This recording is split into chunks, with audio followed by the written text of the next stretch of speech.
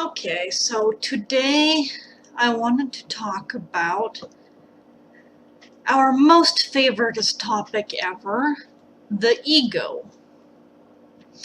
What it is, how we can identify it, what its purpose is, and how not to use it incorrectly. So, our ego is a built-in mechanism within each of us that is a defense mechanism. It is survival mechanisms. So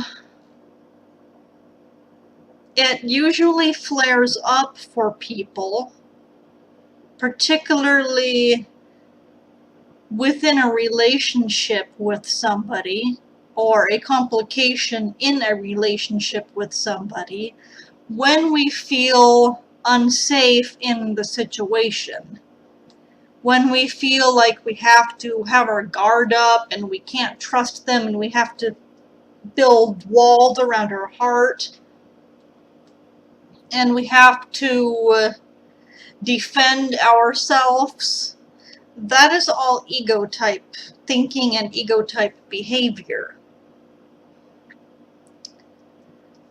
So what we are called to do as intelligent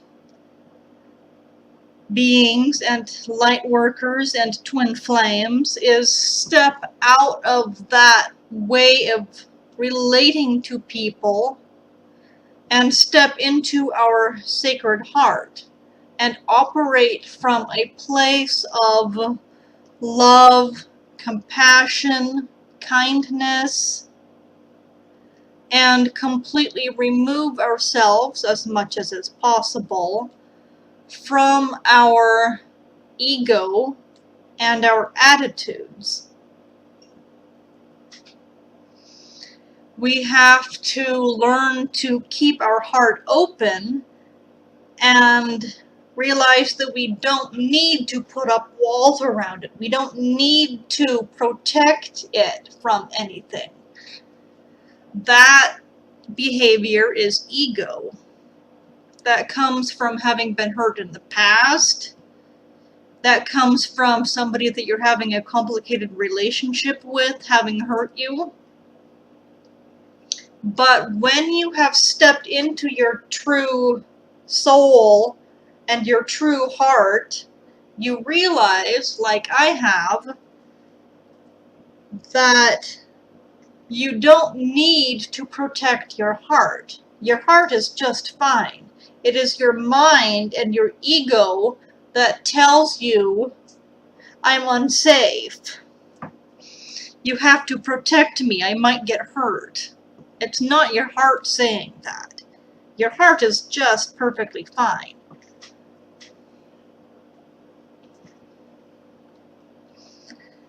So, how exactly do we step out of this defense mechanism and put down or knock down the wall that we feel that we have to have around our heart and step into our sacred heart in all situations at all times with everybody? Well, that is quite a task. It doesn't happen overnight. It's definitely a process, but it is possible. And it starts with us making a conscious choice to do so. It starts with us choosing how we are going to behave to certain people in certain circumstances, and how we are going to react to certain situations. It starts with us being mindful of how we are reacting with us being mindful of when we feel as if we need to step into ego. For instance, when somebody says something and your immediate reaction to that would be, oh yeah, well, you're that kind of thing. It's stepping back from the need to react in that manner and saying something else that is more beneficial to you, that is more loving from you, and is more understanding and supportive to whoever is saying whatever it is that they were saying.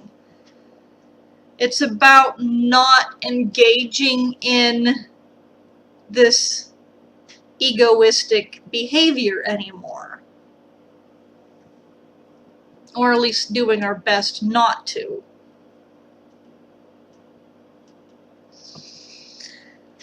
So, after the being mindful of how you're reacting and stepping away from the automatic reflex reaction that you would normally have of stepping into ego, it's figuring out what you can do instead of slipping into your ego. What can you do that is representing your true sacred heart and your true intentions with this person? So, just for instance, my twin flame and I were having a conversation via Facebook Messenger today, and I was getting rather annoyed with his lack of communication. And he said something, and I said something, and he said something, and just something within me just flipped a switch. And it went straight from me being a little bit annoyed to just me being completely pissed off. And I did kind of fall on my face, I'll admit. I'm humble, I'll admit. I did fall on my face and I did react to that for a minute. But then I stepped back and I recovered my sacred heart. And I recovered my true intentions for our relationship. And I chose to react positively. I chose to react from a place of love. I chose to stick up for myself, but from a place of love. I chose to reiterate my point to him while being my authentic self and saying it from my heart. And it starts after that with the conscious choice to choose only to react positively, to choose how you want to be for yourself, what you want in your life, what you want in your relations with that other person, for instance, my twin flame and I. And it starts with picking yourself up even after you've messed up and you've slipped into ego because you just couldn't quite catch yourself in time. To pick yourself up from that and maintain your true essence and your from your sacred heart stance. To portray that instead. So this is not a very simple task either. And this is something that I personally have been going through a lot since the end of last month with the total solar eclipse. One of the things that ended for me was my conscious decision to let go of the negative and non-beneficial behaviors that I have been in when I have been relating with my twin flame and talking about my twin flame. And I've decided to let go of all of the drama and the BS and all of the negative things that come with the twin flame collective and the twin flame journey. I've decided to let all of that go because it was no longer benefiting me, my life, my twin flame, and definitely not benefiting our relationship. So moving all of this in has been basically like a baby giraffe trying to learn how to walk on stilts, as if their legs aren't already long and wobbly enough. It's been like a baby giraffe trying to walk on stilts. It's been very much topsy-turvy, just trying to balance all of this within me and all of these changes within me. And on top of that, I have also decided to release my need for control in a sexual manner, or not my need for control exactly, but my need of believing about sexuality. I have decided that my viewpoint on sexuality was no longer benefiting myself or my twin flame or our relationship. So I've decided to release that as well, which has been very beneficial. I'm not sort of like uptight. Not that I've ever been uptight sexually at all by any means, but I've not had the issue of when he says something like teasing me in a sexual manner, I don't get offended by it, and I don't have the reaction anymore of hey, I'm trying to be serious here and have a serious conversation. Do you mind? Like I have before. And I've decided that if we were to hook up casually without having come into union yet, that it would not be a bad thing. Because for a long time now, I have been under the impression that because our connection is so divinely pure and so divinely, what's the word I'm looking for? Divinely pure and just, I guess, pure. That's really all I can think of right now. It's just been so pure in the core essence of our connection.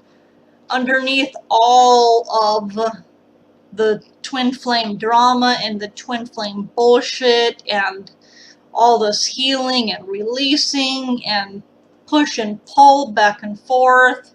No matter what has been going on between us in this 3D reality we're in, everything between us at its core essence has been absolutely divine and absolutely pure. And so as I become more aware of this, I have wanted to manifest between him and I something that I thought, or something that I felt would bring justice and represent the fact of this divine pureness between us. And I did not feel that casual sex with him was going to quite do that. I kind of felt as if casual sex was something that a person should not do when they are a self-respecting woman, such as myself. That it is somewhat degrading to a self-respecting woman.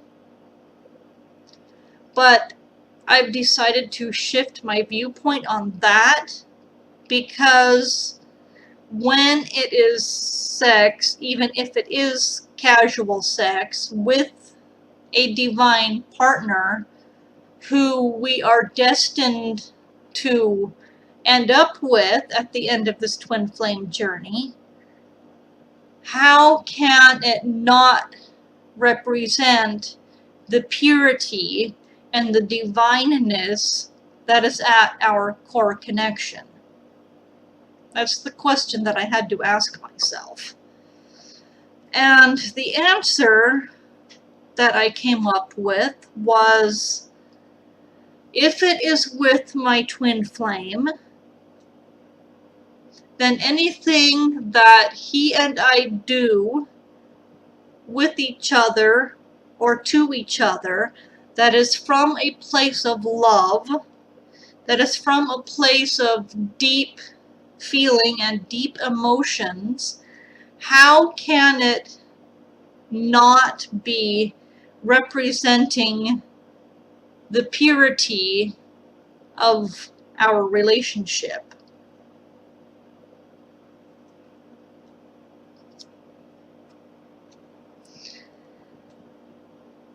So I've decided, although of course it hasn't happened yet, that if he and I were to hook up in a casual way without being in union, that I would be okay with it. After months and months of not wanting to do this, because I felt as if it was not honoring our connection and sort of degrading to me, I've decided to shift my viewpoint on that, and therefore shift my reaction to this. And that, along with choosing to step out of all of the negative aspects of being a twin flame, has caused some major shifts for me personally. And so, getting back to, sorry, I got a little bit sidetracked here, but I also wanted to catch up with you guys about how I've been lately and what's been going on for me and all these changes I've been going through and all the purging that I've removed from myself and my life and my twin flame union space that I'm in.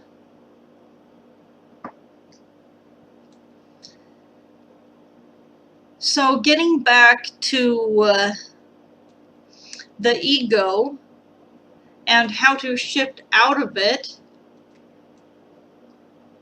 it's pretty much what I've been going through when I decided to step away from all of the negative twin flame aspects.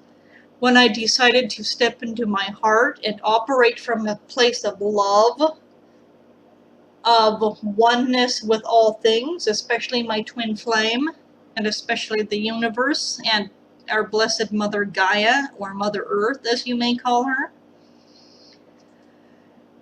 And I have decided that I would make the conscious decision, and that I would stick with this decision no matter what, no matter how many times I react differently than I'm choosing to, and fall on my face and have to pick myself back up and carry on with this conscious choice again. I've decided to not react to anything that makes me feel as if I need to step out of my ego. And in doing this, a lot of things have just fallen out of my life. A lot of the twin flame drama, a lot of the push and pull between my twin flame and I has fallen apart. Or not fallen apart, but fallen away. And I've decided to choose love, to choose light, to choose uplifting, positive, and beneficial behavior when dealing with my twin flame, when dealing with people in my life, when dealing with coworkers, and just in general. And when little hiccups and kerbopples have happened between him and I that have caused me to step out of this temporarily, I had to choose this all over again, because the ego and the mind will try to trick you. It will try to have you tell yourself that your actions were justified, even though you know that they were not from your heart and they were not representing your true intentions. Your ego will tell you that however badly you were behaving, that was how you were supposed to have been behaving, and that your actions were justified under the circumstances. But your heart knows better. Your higher self knows better.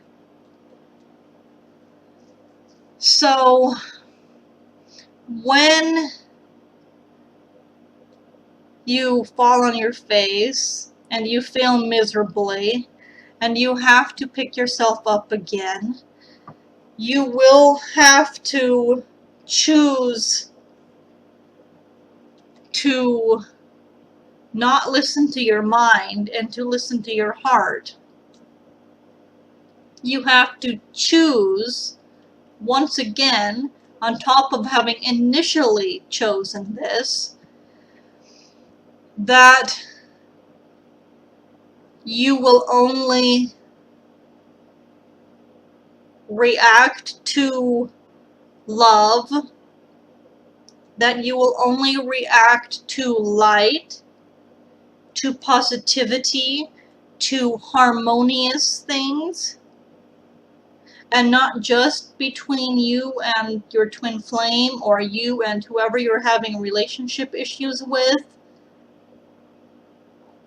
but just for yourself and for your life in general. We have to choose to bring in positivity into our life. We have to choose to bring in love into our life. We have to choose to bring things of uplifting natures into our life. We have to stop falling into these old patterns of negativity. We have to stop listening to our egos, and we have to stop listening to our minds when they tell us all of these fears that we have, all of these doubts that we have. Those aren't going to go away until you choose not to react to them anymore. So for me personally, when I have failed miserably at this and have fallen on my face and had to pick myself back up, I was in a temporarily, like maybe not even 30 minutes, I was in a very dark place where a part of me, my mind and my ego, were telling me that the twin flame relationship that I have is not going to work out, that there wasn't any point in trying to pursue this, that no matter what I do, we're always going to have problems and we're never going to reach a harmonious 3D union. And for about maybe 15 minutes or so yesterday, I believed that. But then I decided, well, it wasn't even really a conscious choice exactly. I mean, it was, but it wasn't. Something within me just snapped at that point and pulled me out of that dark place. Something within me, probably my sacred heart, said, nope, not going there, not doing that. This is not what I choose to believe. This is not what I choose to allow. And I am not a victim. I have the choice to choose a different ending to this story than what my ego and my mind are telling me. I choose not to feel as if this is just a endless circling hamster wheel that I'm never going to escape from, and nothing between my twin flame and I is ever going to change. I choose to make it change. I choose love for myself and for my twin flame and for our relationship. I choose harmonious, beneficial, uplifting things for myself, for my life, for my twin, and for our relationship. I choose to live from my heart. I choose to ignore all of the doubts and all of the fears that my mind and my ego keep telling me. And I choose not to react to what my mind and my ego tell me. I choose a different way. So that is what I've had to do with these last few little times that my twin flame and I have failed miserably at being a baby giraffe on stilts. I'm surprised my face doesn't have rug burn on it from all of the crash and burns that I've been doing, trying to balance all of these energies and trying to choose positivity and to choose love and light and harmony, and to not buy into what my ego tells me and what my mind tells me about my situation. I choose not to be a victim. I choose to have a say in how my relationship with my twin flame is going to pan out for me. Because I do have a say in it. How I react to what is going on between us is how I break the cycle between what is going on between him and I. And we haven't quite broken the cycle yet. It's still kind of trying to linger a little bit. But I feel as if we keep working at this, and I keep being mindful of how I react to the situation, and I be mindful of my intentions for the relationship, and to only act and react to him in such a way that represents my true intentions and my sacred heart to him, that it will create and continue to create massive shifts between him and I. And we have been doing this since the end of the month, so about maybe, I want to say 20-ish days tops. So we're still trying to balance these new energies and all of these things that we're doing within ourselves for our union. But I know that if I personally, even if he chooses not to, if I personally keep choosing this and keep grounding this into my life and into our relationship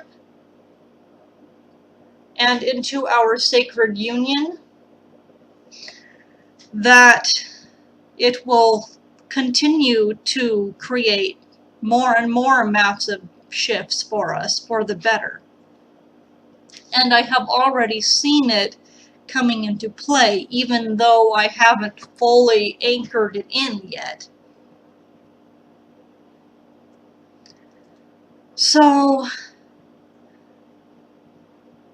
that's basically the scoop of what the ego is and what it's meant to do, and what's been going on for me lately, and how you too, like me, can create massive shifts for you and your twin flame, or you and whatever person it is that you're having difficulties with. Even if you're not a twin flame, this still applies. There's pretty universal information here. And best of luck, everybody, becoming a conscious creator like I have, to manifest your intentions for your twin flame relationship if you are a twin flame, or like I said, whoever it is that you're having relationship difficulties with, family member, loved one, significant other, whatever you are going through with whoever. This is all universal information here.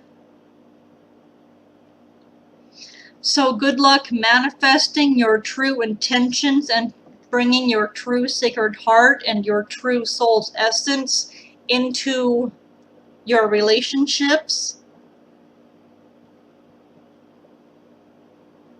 Much love and much light to all of you. And I will talk to you soon.